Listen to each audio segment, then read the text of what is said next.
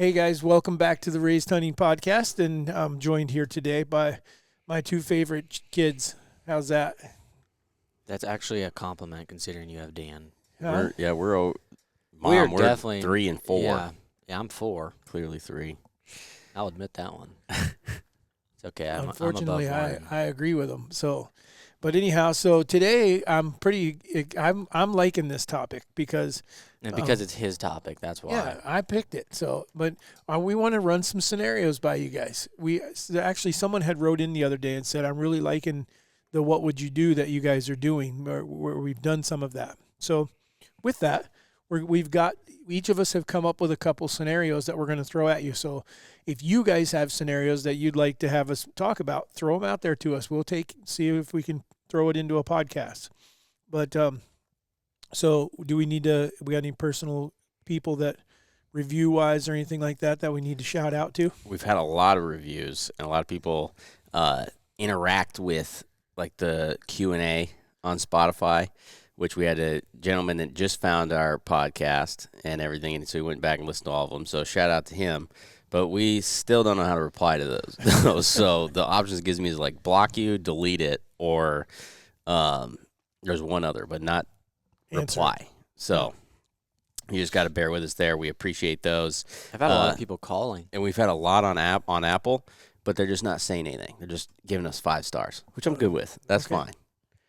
People that call are calling about scents, and then they've listened to the podcast, and they say they really like it. Good deal. So if you've called us, appreciate you. Yeah. Or if you hang out at Casey's in Afton, shout out to you guys too. I ran into a couple local hunters down there who were like, love the podcast, man. Buck Junkie's working great. Yeah. I talked to Zach at breakfast the other day too, so shout out to him as well. Then another guy at breakfast said you've been all over his TikTok with Onyx. Oh. So you stalker. Well, that's okay, I guess. All right, so here we go. You want me to start with the first one? Sure. Because I have, like, the very first scenario is a cut and dry. This one, there's not a lot to explain. So, pretty simple. You're going hunting tomorrow, let's just say. And it doesn't matter what day of the month it is, or you guys can add that kind of stuff to it or whatever. But anyhow, you go look at the weather, and the weather tells you that the place that if you want to go hunt this particular buck that you have trail camera photos of, you know the deer, you know he's of age, he's everything that you're looking for. He's old enough. He's old enough. He's got his ID he showed on the trail camera. Okay, so you got every piece of information, but the wind you were looking for, it's not perfect. Let's just assume that you're looking for a southwest wind. It's a south wind. Okay, so you don't have the southwest that you were looking for. Okay, that's first one. And where do I think he's coming from? Well, we don't. It doesn't matter if you know that you're looking for a southwest wind. Well, That's somewhat. it. That's the only wind that you know is perfect for the situation. You know that the southwest wind is perfect. Okay. Okay, as opposed to you have another spot where the south wind is absolutely perfect. However, in the last couple of weeks, your cameras were giving you fits, ran out of batteries, this or that, and you don't have any intel. Now, you do know that the area produces good deer. You've killed good deer in that area before. So I have a question. All right. Clarification question. Okay. Are you set on this deer, like as in that's kind of your goal for the year? Like, I want to only hunt this deer. That's your target. That's part of the question. That's not a question. I don't have the answer to that. I don't have the answer to that either. I mean, that's the scenario. What? Do I have any history with this deer? Yeah, you know him. You know him from several years. Okay, does he? So you're purposely hunting that specific deer. Okay, yeah. That's the one you really want to shoot. Is there a chance at the other spot, wherever this trail camera is that just a little ways away, or is it like a totally different spot that buck ain't going to be in? That buck isn't going to be there, but you have gotten pictures in the past, in years past, of same kind of quality deer. All right. In that area. You just don't have any positive intel right now. I have an answer, but so I have history with this deer. What is the time frame of this? I told you. It's 1 day. You have 1 day. It's just right for the now, next day. What are you going to do? Let's just say it's today, let's say today is October 31st. Okay. That's the only day you get a hunt for the next month. For the next week at least. So with my historical data, does this deer leave during the rut. OMG, Becky. You guys, Dude, this is stuff that I'm going to take into consideration. I know, before I but make we're a going off decision. of you No. one day. No, One day you know he's there. Both these areas are rut hunting areas that these deer are in that area during the rut. and he's okay. Either one of them. You have the one day for a while. For at least a week. And you know that he's there at the moment. That's all. It doesn't matter if he leaves or not if you only have the one day. And you know he's there. It would matter if he leaves or not. No, Because if no, I I'm know saying he's going to leave, then I'm going for it. Theoretically, you only have See, the one day. I knew this would be good. This is exactly why I wanted to do this. Well, it'd be stupid then, because theoretically, if I only have the one day, it doesn't matter if I screw it up or not. So I'm going there. No, you have the rest of the season, but Right, that's days to hunt, but you can't go there. I think, tomorrow, the next day.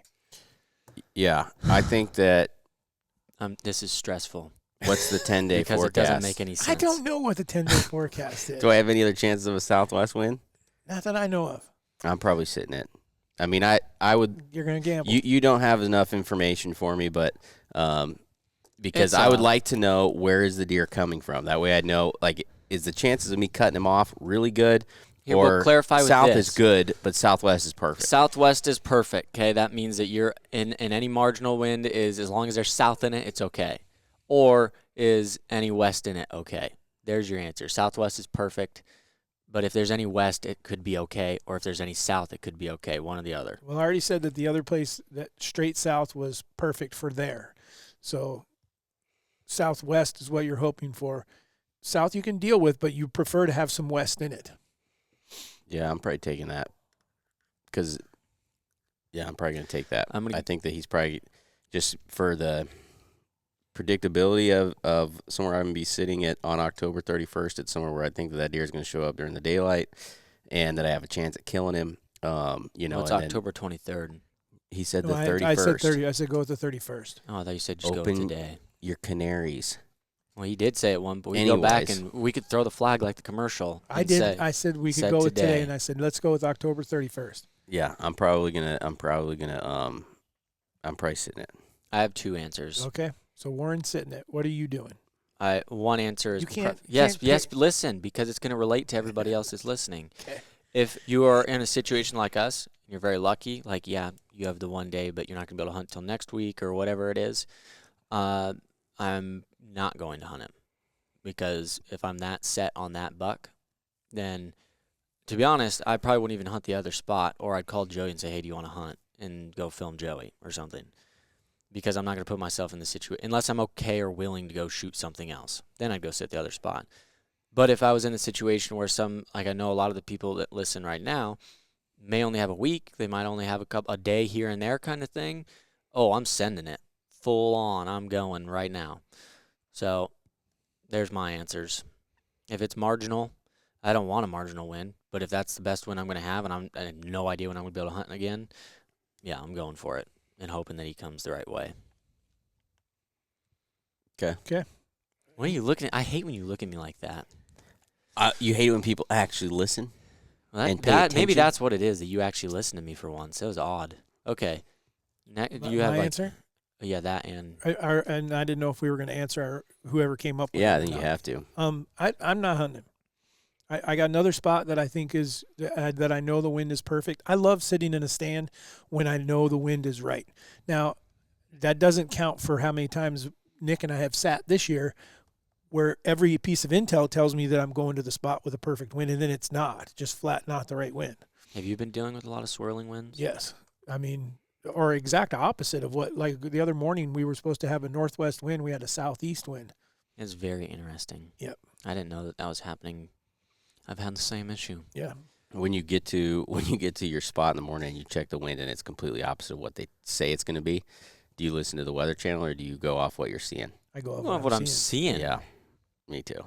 The only thing that sucks about that is if you don't have, like, if you get somewhere and it's the opposite of what they said, if you don't have a stand somewhere nearby, it's like you got to make a decision. Okay, do I just drive to somewhere else that I know I can hunt this and I'm going to be way the heck late, or do I just send it? Or call it. Or just say just I'm don't not do hunting. it. Or go sit on the ground somewhere where you could make it. Yeah. Keep the wind right. That sucks. Yeah. Mm-hmm. Okay.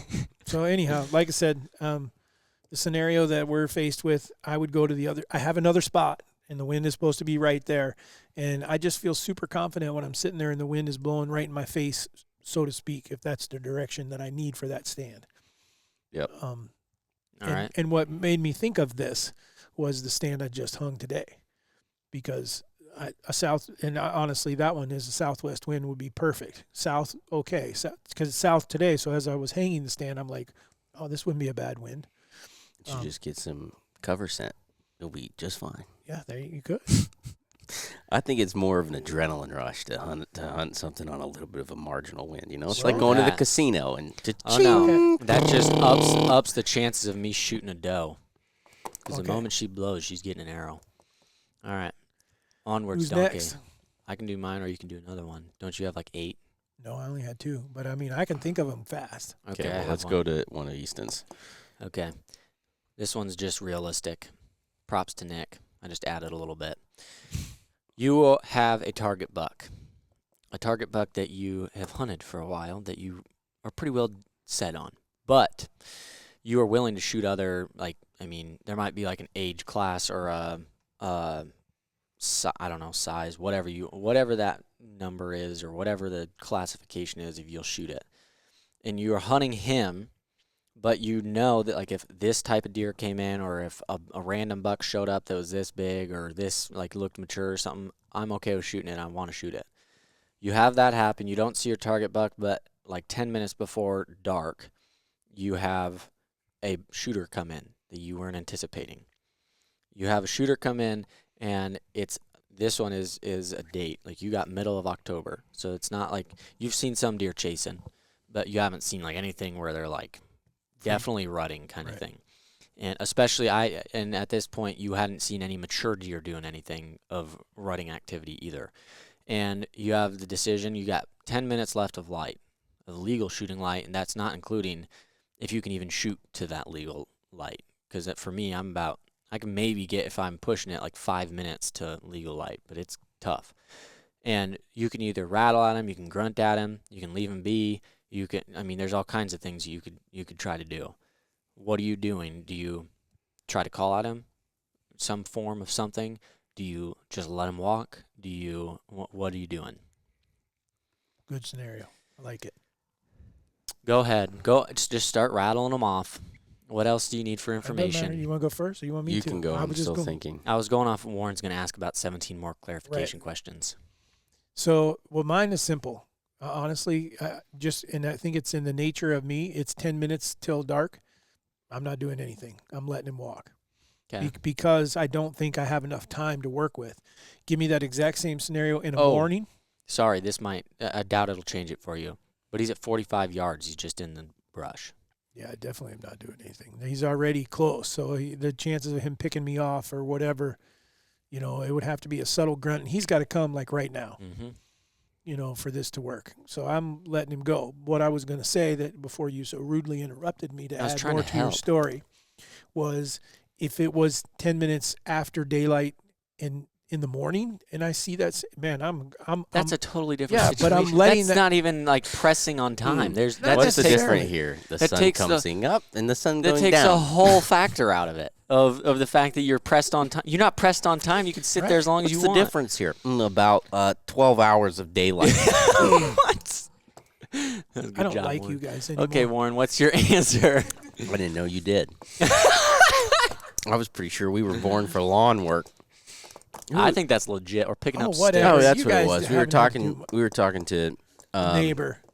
to his neighbor yesterday, and they were talking about how, that Dad taught us all this labor and hard work and everything. And I'm like, are you kidding me? All's Dad did Sat in the is sit tractor. in any piece of machinery that existed while we did the manual Told us to label. put stuff Even in. his wife. You guys would go to school every day. Who do you think moved that entire pile? that you're Congrats, referring Dad. to? You got to get in the tractor. It's something That is you not- liked. Don't even act like you didn't like it. And you got to move snow on a daily basis. And I you know what think- we had to do when we had to do that?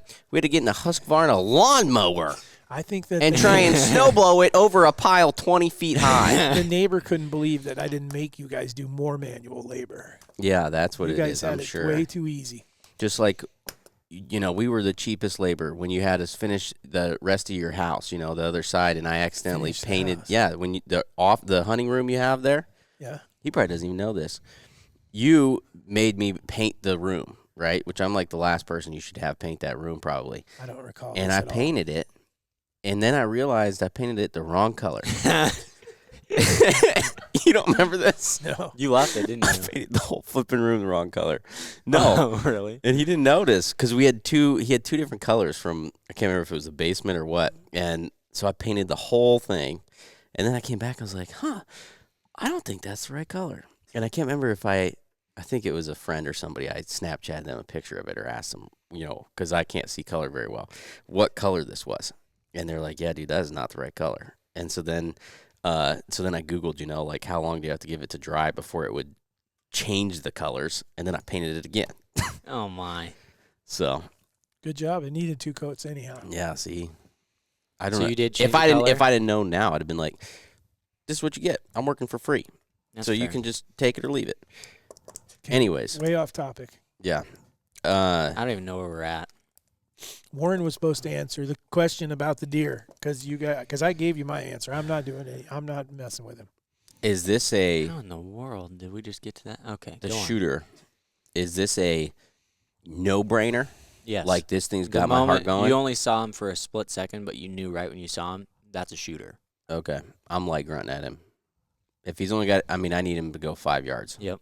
And so I'm hoping that in that 10 minutes that now I'm going to do it really, really, really light because I don't want him to be doing the sitting there staring, but I'm going to light grunt at him and hope that I can get him to come 5 yards.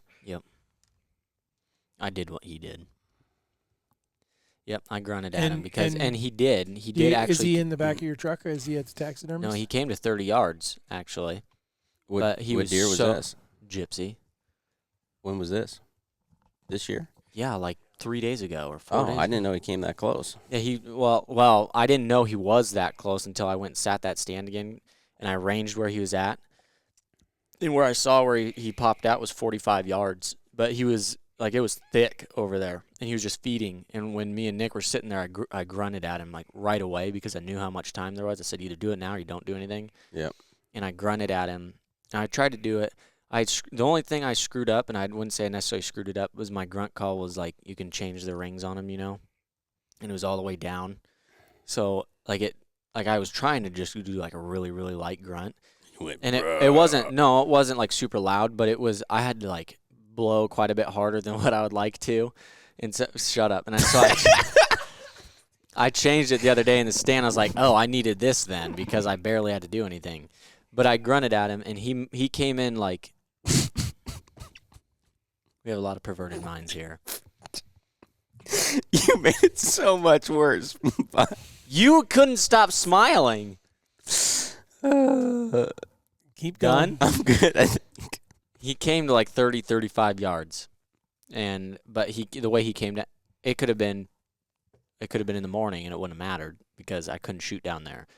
All he had to do, the only thing that he had to do is turn left, and I would have shot him at like 37 or something like that, 38, and so that was the goal. But he kept going down, and then he did pull that crap of. Stand in there because I just caught one more glimpse of his antlers moving.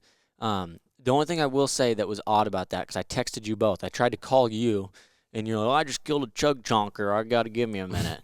And so I'm sitting there. I'm telling Nick, I'm like, this deer, you could barely hear him walking where he was at, but I heard him go right there, and then I saw him stop because I caught a glimpse of his antler. But if he went somewhere else, I felt like I should have been able to hear him, and I definitely should have been able to see his antlers move again or something. And we sat there for, 10 or 15 minutes? Like, it's now pitch dark. And I'm trying to just listen because I'm like, I have a feeling that if you just put yourself in that deer's brain, if he was staring or something, he still could be literally right there. Mm-hmm. And so Dad's like, I don't know what to do, like to tell you to get down or anything, because there was no other deer around or anything. It was just him. But I never heard him leave, never saw him leave, anything. So finally, after I still wasn't hearing anything, I was like, let's just pray that he didn't, or that he kind of just kept moseying on that pace, and I just didn't hear him. And we packed up extremely quietly, and nothing ever busted. So he either didn't notice us, or I would say he moved on because there's no way that, I mean, we were quiet, but there's no way that he was at 30 yards and didn't freaking Bust. see us or something. Yep. All right. Okay. All right. Mine is. Can't wait to hear this. It's just a situation. Okay. Just like yours. Just a situation, but you'll have something really stupid in here. I agree with Dad. Your deer comes by and he's got a dagger stuck through his head. Do you try to pull it out or shove it back in or something? Or do you take a picture like he's a Spartan? Yeah. Okay, go on. Well, Now he's thinking about that. Well, you should not have said that. Okay, go on. Usually Spartans put it in other people's heads, but whatever. All right. If he was so a Spartan himself, he could have been stabbed by another Spartan. Why would Spartans be fighting themselves? Okay, forget about the Spartans. Get back to the deer. Holy moly. Okay, anyways. So we have two different properties that we can hunt. Okay. One is pretty much nothing but a food source with a little bit of timber. And then the other one is really good timber and plenty of ag. Okay. Now you got two different deer. On the one that's pretty much just a food source, you're getting a really big deer. So whatever to you personally classifies as a really big deer, this is a really big deer. And he's hitting this scrape and you're getting him every few days, not every night. Every few days, you have no history with the deer. You don't know him anything. And all of your pictures are between like 11 and 4 a.m. That's on the food source one? On the food source. Okay. Now you have, on the other location, you have a good deer. And these are totally separate, right? Like they're not like relatively close? No. Okay. Completely separate. All right. The other location, you have a good deer. So whatever you qualify as like, not like, man, that's a tanker, but like, hey, that's a good deer. Whatever that is to you, that's what you have there. And you're getting that deer in daylight, in the timber on camera, fairly consistently, every few days. My question to you now is, which one are you going to put your time into? Both. How? Because I'm gonna hoping if I have the timber and whatever, I would hope that I would set it up some way where I could, with this wind, I got stands to hunt this buck. With this other wind, I can hunt this area, kind of thing.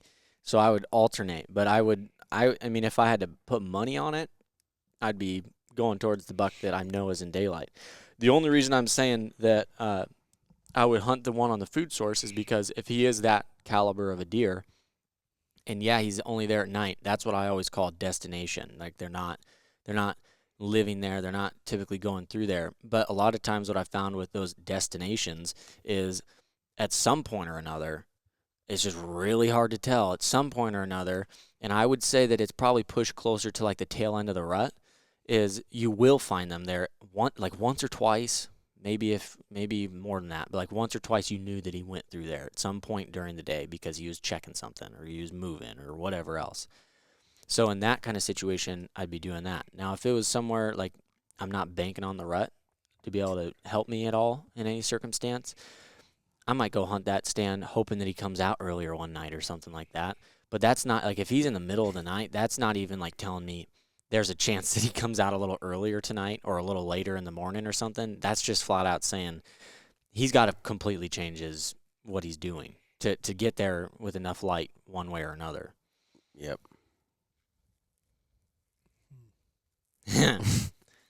I think I'll tell you what I'm doing. I'm putting Scrape King out there and Buck Junkie, and I guarantee you he's going to come during daylight because he can't resist it. So I'm going to sit the food source. I was going to spray you with LHD. I'll go Actually, run I'm around for spray Christo. That way we can lose him for a little bit. Was it you that said that we should get a good deer costume and have me running around, or was it Eli or Joey? Yeah, I would 100%. If I could get a deer costume that tricked them, I would be putting scent all over me, running around in the field waiting. Right up until one of those bucks figured out that you were not a hot doe. Go on. All right. I think I'm going to hunt the one that I have the best intel, or the best opportunity at in the timber. And then at the same time, though, if I don't end up killing him and that other buck starts to change what he's doing, and I kind of agree with Easton, if he gave me something inclination, he was there 30 minutes now, but it just got dark, or 30 minutes before it got daylight. Okay, now maybe I'm willing to take that chance, because the other thing is my trail camera is only focused on a 15-foot area. He could have been there already, but with the information that you gave us so far, that it's middle of the night and it's been consistently middle of the night, I'm going to hunt the other deer. I mean, like, well, he's dead now, but the deer I'm referring to here, he would be on a food source, like in the middle of nowhere, in the middle of the night, about this time of year. But then if you gave him till like November 10th, I knew that I could, if I wanted to sit up there at some point, I would have all kinds of pictures of him even during daylight. So I know that he switches enough at some point or another, and that's where I'm saying, like, I think if you have the rut where they're chasing around or they're running out of does, they're probably going to be more likely to be coming through. Your dog stinks. That is not my dog. His Yes, is it worse is. than that. No, that's your dog. Good job, Christo. I think I'm committing to the big deer. And I'm gonna Hunt the right winds and wait them out. for the till we get to the rut, because I don't think that I really have a chance at killing that deer until the rut. I'm gonna hunt really conservatively, like basically mostly just where I can see, and hope that maybe I catch him coming out one time early or something, have a little bit more of an idea of where he's at and what he's doing. But then I'm waiting till the rut, and I'm pushing all the chips into the table, saying that I'm just going to bet at that. And I understand that it's going to be boring, that I'm going to do the same thing every day, and that I'm anticipating that just one day he's going to make a mistake, and that can be hard, because I should have done that with Bullwinkle the year before I killed him. That's what I prepared myself to do the year that I did kill him, and I got really fortunate that it didn't take that long. If I would have done that the year before, and the only reason I didn't is because I was too impatient, which now I'm at a different place too, but I had a place where I was seeing lots of good deer and a lot of deer, or I could have sat where he was, and there wasn't. It wasn't going to be a lot of deer, it'd be the right deer. Yes, so I might have to sit 6-7 days in a row and really not get to see that many deer, but he was going to do it. He was going to do it at some point. So the next year I'd prepared myself that I was going to sit there every perfect wind and do it over and over and over until he did it. See, I don't have an issue with doing it that way because I don't find it boring. I know that I won't see deer or a lot of deer, but I think when I hunt those places, it almost makes it worse, like anticipation-wise, because when I'm not seeing deer, it's like just constant. It's 30 seconds, and then he could be, you hear a leaf or you hear something or you see a glimpse of him, and he's there. So I always feel like I'm a lot more on edge versus when I'm seeing lots of deer coming by, I'm kind of distracted. Like they're going through it. I'm not thinking too much about it. I love the anticipation of new places or somewhere a little different. That's why I enjoyed, like, saddle hunting and stuff last year, because it's like, oh, what could happen here? What could happen here? Same reason I shed hunt a whole bunch of different places, because to me, there's something there that I don't know about, and that's what's exciting to me. But all right, let's go with another one. I think we all answered that one, didn't we? Yep. Mm-hmm. All right. This probably won't ever happen to you, but the only way that I can make it work is it did. Your boss comes to you and tells you that there's a new shift coming out, and that new shift is going to mean that you either pick this shift. I quit. No, hold on. You haven't heard this. It's not so bad. Now your new shift will work to that you can either have you're off at 2:00 every day or 1:00 in the day, so that you can hunt every afternoon, or you can pick a shift where you start at 1:00 and you miss every afternoon, but you can hunt every morning. Which shift are you taking? Afternoon. And we have to pick one. Yep, it's a new shift. You got to pick. You got to work one of the shifts. I'm also going with the afternoon. You're working the afternoon so that No. I'm hunting the afternoon. Hunting the afternoon, so you're working the morning. Mm-hmm. Yep. Okay, so The only reason I'm saying that is because I feel like the mornings. I agree with Warren's statement, a lot of people's statement of mornings are better, but it seemed like I see a lot more in the mornings a lot of times, or might get a lot more action in the mornings type of things. But I think an afternoon is more predictable for your buck when you get good intel on them or certain bucks in a certain area. So I'm going to bank on that. that's pretty good information. What is your thought? I'm hunting the afternoons, but I believe morning hunts are better. The only reason I would hunt the afternoons is because I'm assuming that means that I'm getting off work at what time? 1 or Like 2. 12 or 1, whatever time gives you enough time to get in your stand. Well, I mean, so if I had the other shift, where I could hunt mornings, what time am I getting off work? Like 9, 10? No, you get off at like noon. You'd miss the whole morning. I think you're really confused. I'm I get confused with his question. I'm confused with saying- your question. Okay. If I get off if I want to hunt the mornings, right? You have to work the afternoon shift. You have to Right, go to which work at the noon afternoon till like shift- 8 o'clock at night. Okay. So now you're off until the next morning, Right. till noon the next morning. Yes, and I think that I'm more likely I'm going to miss more hunts if I'm working in the afternoon, and then I'm not getting off work till 8 o'clock or whatever, and so I'm not getting home and eating dinner and everything till 9, 10, something like that, and then having to get up. Then I'm probably going to miss more hunts than I would be if I was hunting where I could go in the afternoon, or if I could go to the morning shift and then go to the hunting in the afternoon. Okay. So it's not really based off of the hunting.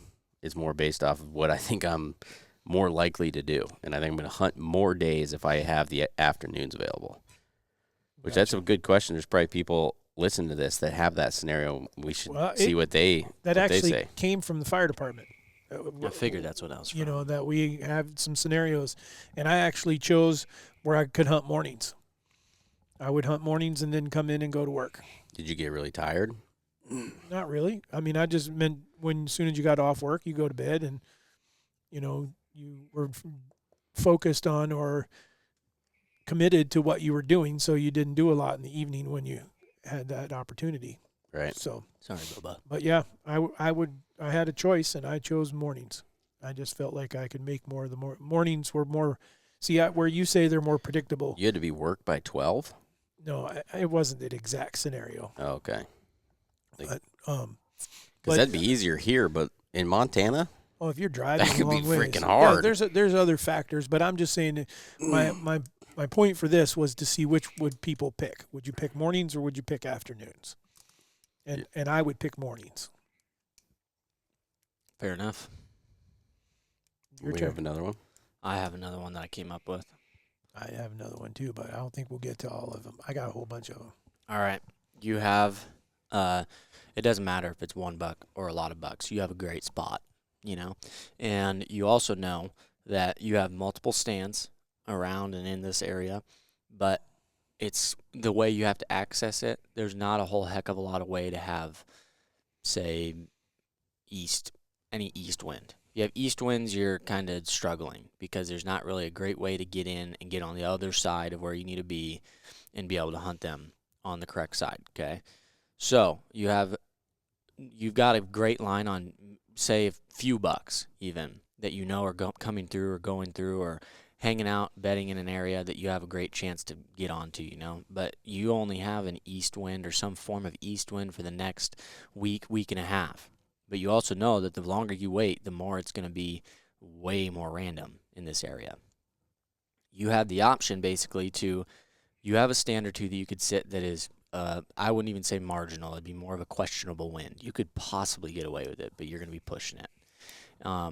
Or you can get in, and if you were willing to take the walk, it's not that big of a deal. It might be a couple miles, but if you took the walk, get around, you can get to that other side, but you're going to be saddle hunting. And the reason I say you're going to be saddle hunting is because the tough part about this is you have maybe shot out of a saddle or practiced out of a saddle a little bit, but you're not super comfortable as far as confident in your shooting out of one. You just, for whatever reason, maybe you tried to shoot deer out of it and it hasn't gone well, or you just aren't that confident as opposed to being in a stand. But you know that you have a very high probability. If you can get on that side, you're probably going to get a shot or a good chance of shooting one. Do you wait and there's three options really. Do you go to the other side, you sit in the saddle, do you sit in the stands that you know that you're confident with that if you do get a shot, there ain't no question, you're going to make it happen. And you just may bust some deer, possibly. Or do you just flat out not hunt it because you know you don't have the right wind? Okay. I think I know what I would do. I know what I would do too. I think it's the same. Go ahead. I'm not hunting them. Me either. It's too difficult to.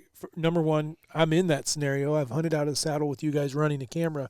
I have not physically shot out of one personally. Yeah. And so, but I think that I could. Yeah. I mean, in practice with it. However, a 2-mile walk or to go all the way around, I'll just admit that that's a tough how much more damage am I doing? I feel like I'm circling. Because you're gonna. I mean, even if you did that big 2-mile loop, You're still gonna walk like, through some deer area. yeah. Just to add to the painting a picture in your head, you are gonna have to go through some areas where it's bedding, but those deer that you're gonna bank on going through aren't the ones you're really banking on coming by anyways. So you have that added risk as well. Yeah, mine is still the same. I'm out. Mm-hmm. I'm sitting out. That one's going. I mean, I did the same thing. Hey, your freaking foot. Sorry. Jeez. Moron. God. Okay. My answer's the same. I won't do it. I love a saddle for filming because I can, like, for me, I mean, until this year, I've really taken the time to put double sets up and everything. But having a single stand was kind of nice because I could almost double my stands, just having one out there, And it was kind of nice to be like, I'll go sit in this stand. And if you got two people, just one of you sits in the saddle and one of you sits in the stand to shoot. But I'm not, like, overly confident shooting out of a saddle. And that's like I've sat out there with you guys even before and shot out all weird positions and are right behind the shop and stuff. And I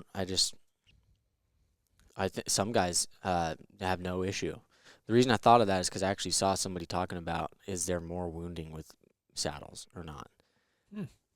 Which I found kind of interesting, just because if you think about it, I mean, there shouldn't be, but if you think about it, if you talk to a lot of them, how many of them have gone out and set out their saddle and actually shot out of it?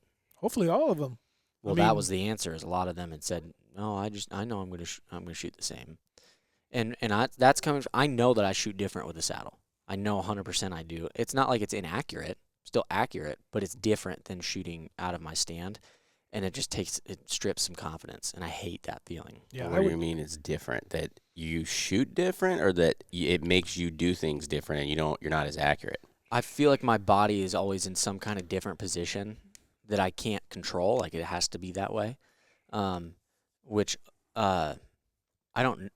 It's hard to describe. Like, for instance, I've shot one doe out of a saddle, and that was this year. And granted, I put it dang near exactly where I wanted to, but I felt like I was not aiming that low, and I hit her a little low. She ended up being fine, but that was out of a saddle.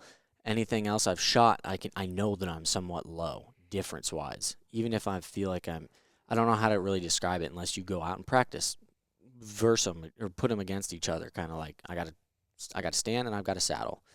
What side of you is the deer on? The proper, like for me, left. Like, I'm left-handed, so if the tree was right here, is actually for one right time side. she actually came in what I banked on her coming in with. So I didn't have to do much. I just had to lean over is all. Yeah. But it does not feel as naturally confident to me as sitting in a tree stand or standing there. I don't shoot sitting down, but standing in a stand and shooting. I can shoot the exact same out of the saddle as I can out of the stand. Well, I mean, there's certain scenarios. You're the reason I see it that way, because I know that you shoot no issue out of it.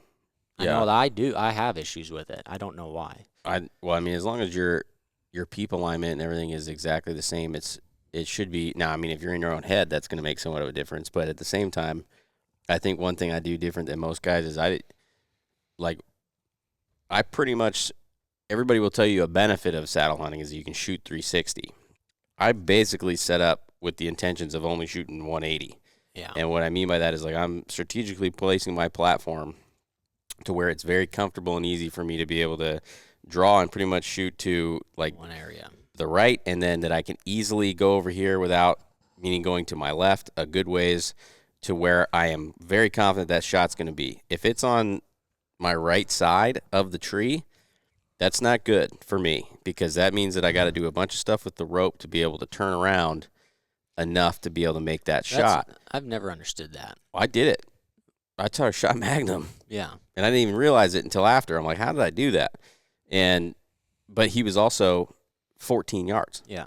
So it wasn't like it was really difficult. But at the same time, I try to make my platform to where I can stand up on it completely.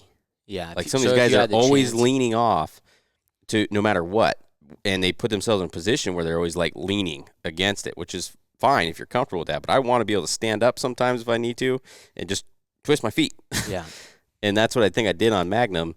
And my bow was on that side, so that helped too. Yeah. No, the part I was saying I don't understand is the 360 thing.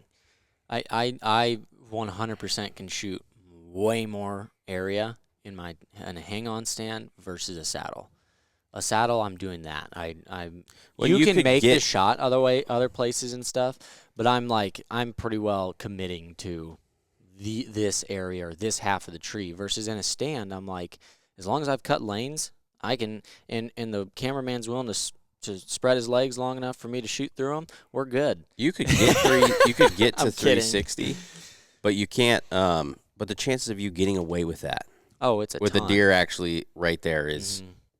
very, very slim. Yeah, it can be All right. done. What's your last one? Let's do your last one. Well, I thought you had another one. I think I did, and then I've lost it. Okay. So you've committed to managing deer. Okay. You don't own but 100 acres. So you don't, it's not like you, even though you have decided you want to start killing, and that may differ for people. So we'll use us as a scenario though, saying that we want to leave them to 5 years old. But if you live in a Pennsylvania or somewhere where the average deer doesn't make it till 3 years old, maybe then 3 years old is your target. So Yeah. that's irrelevant, I guess. But my point is you've made the commitment that you want to do that. You have an age class. You have an age class that you want to try to get to. You want to start letting some deer go to see if you can help. So you talk to a neighbor, and he's a big neighbor, meaning he owns a big chunk of ground. Maybe it's 500,000 acres. He's all on board. He's like, I'll do the same. Try to get in touch with some of the other neighbors, and you just can't get a hold of them. So you have no idea what they're going to do. So your first night out, you have a 3 or 4 year old buck or a younger buck, a year younger than whatever it is that you're willing to shoot, and he comes walking through. What are you going to do here? Are you going to stay committed to what you've just said that you were going to do without having everyone knowing that there's a good chance still that deer walks off and gets shot? I already have the answer. Okay. I'm taking the chance. Going to let him go. Yeah. Because if I'm going to set my weight or set my mentality because the way I see it is if you have that happen and you shoot him, well, now you're guaranteeing that he ain't going to make it any older. But if you say, okay, I'm going to let him go, there's a chance he gets shot. But if we're going to do this, we're going to do this. So now you're starting to pass all those deer. Whether that one gets shot or not, yeah, that might suck that you passed him and he got shot anyways. Or he makes it, and now you've successfully passed him and you could have a chance at him next year. Or just the fact that you are willing to do that. So that means that there is less chance of shooting more and more and more young deer because you're doing it too, versus if you were to pass them and give them the chance to possibly to make it. And I will say, not that I have necessarily experience, but I've seen it a little bit more. I would say that the more those deer start to be not as pressured in those areas and you are passing them, you're not busting them, I think that sometimes they start to recognize what is a more safe area. Granted, when they're a year older, they ain't as safe anymore. But they've recognized that, okay, this place we don't get shot at left and right kind of thing. Right. You know what I mean? I'm passing the deer, but I'm not passing him for the logically, I'd shoot him.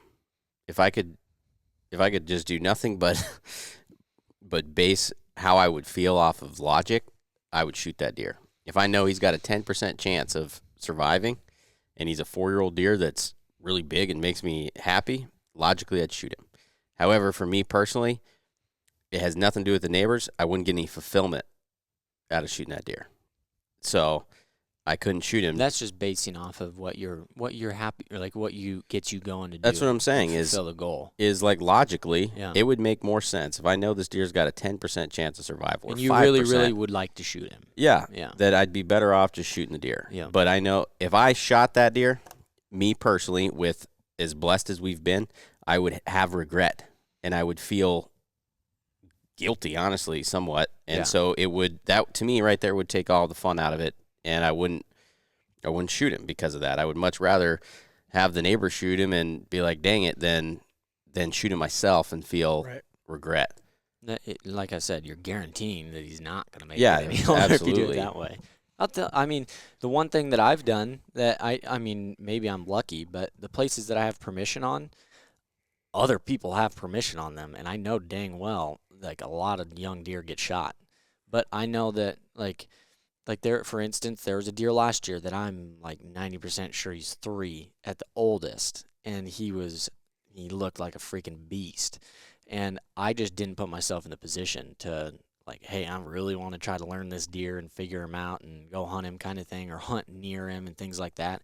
I just kind of was like, all right, I'm gonna just avoid him because I know the chance of him making it aren't great, and I know that he's a freaking cool deer. I'd love to shoot him.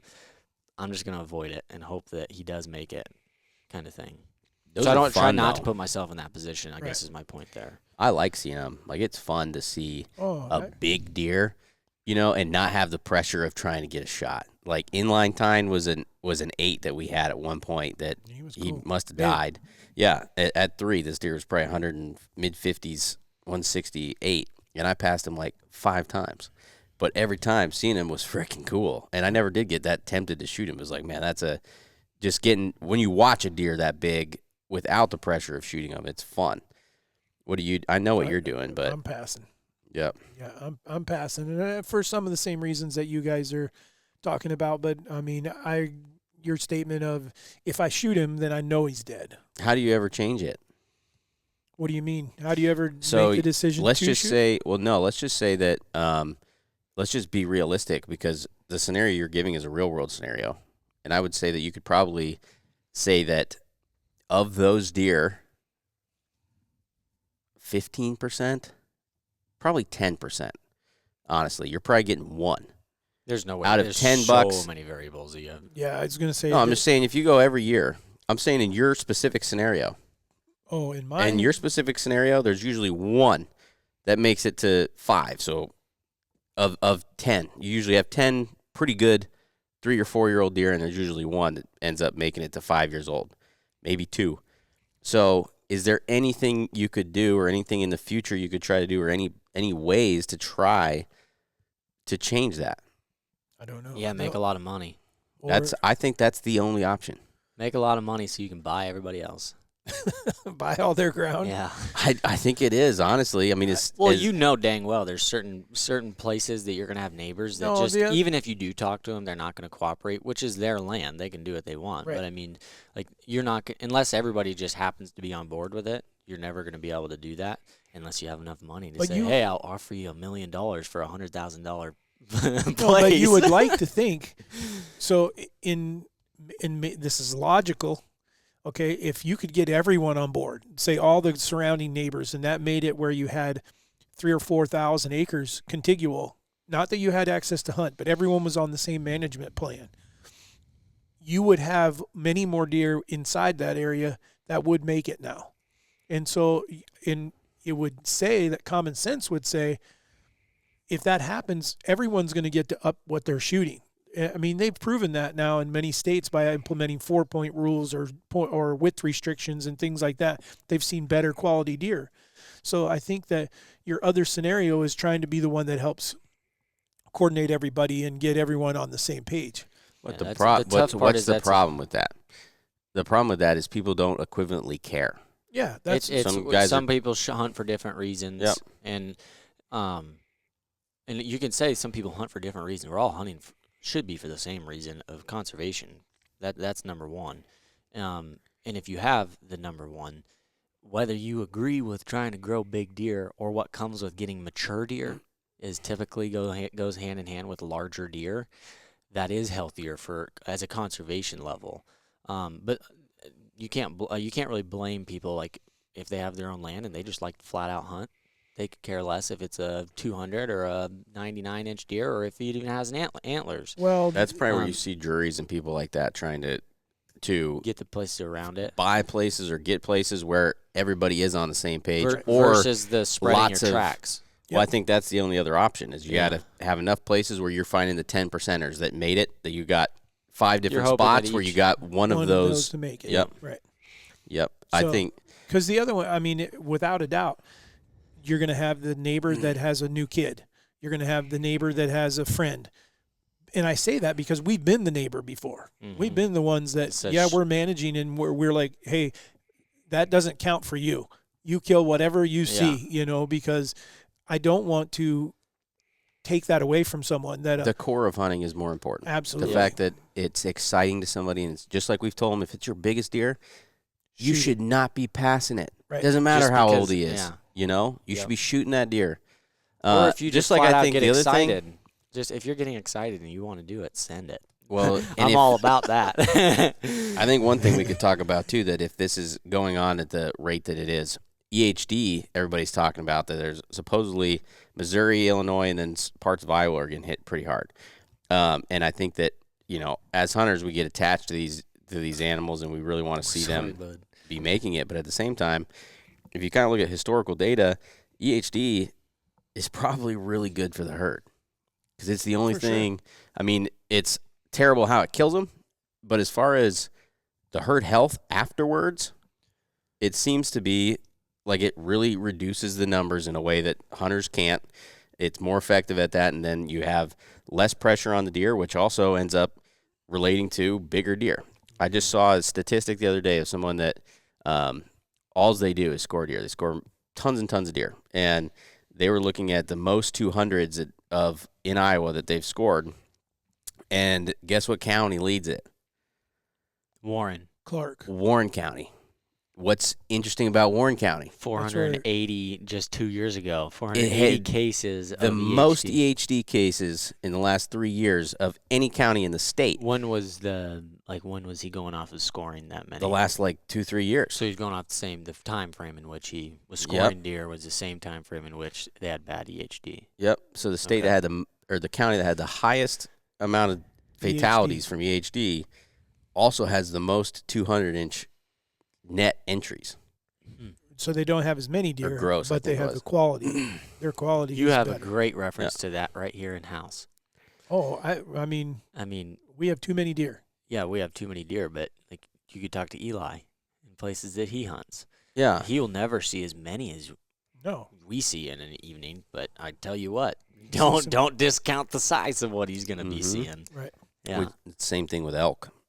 All these places where there's been lots of elk, but the bulls just, once Small. they get lots of elk, like before they were talking about 380, 390, 400-inch bulls. And we've seen it before in Montana ourselves. And then you get to where, which that place, I don't know if it's any different or not now, but I know a place where I killed my bull a few years ago. They were talking, we're looking at 340, 350 bulls, mostly 340 bulls. And they're like, man, they're all dinks now.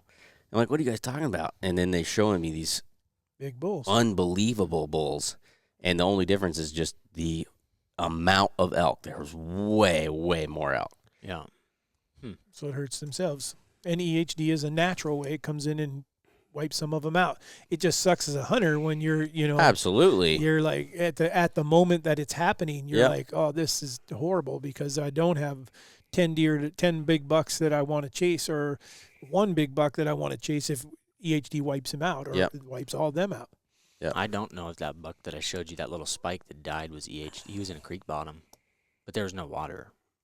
But that could also be why. I mean, there's a little bit.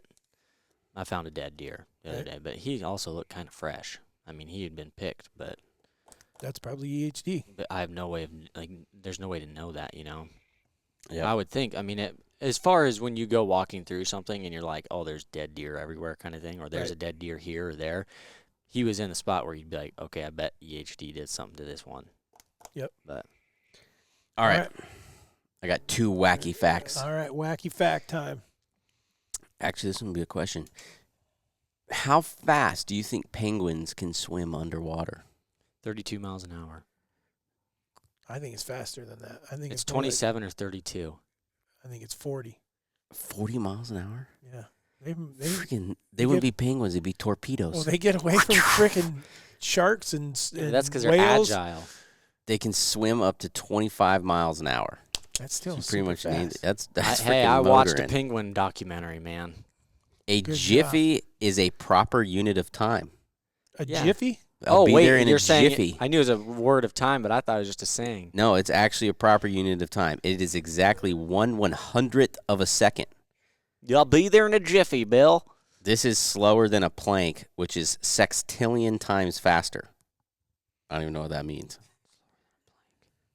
It's What just is saying slower than a plank? Be there in a plank. Oh. it's not a jiffy's not even possible. Like Jiffy Lube. Hey, Bill, I'm not going to be there that in a is Jiffy some anymore. false but That's false advertising. advertising. I'll be right there in there. a sextillion. What about peanut butter? Jiffy peanut butter. That's because Yeah. they make it so fast. Ding dong. Didn't you know that? That peanut butter goes on slow as all get out. They came from when you give it to a dog, it's gone in a jiffy. That's true. I've never Bam. seen a tongue go so fast. Yeah, they just keep on. It's like a licking them. frog when they're eating a.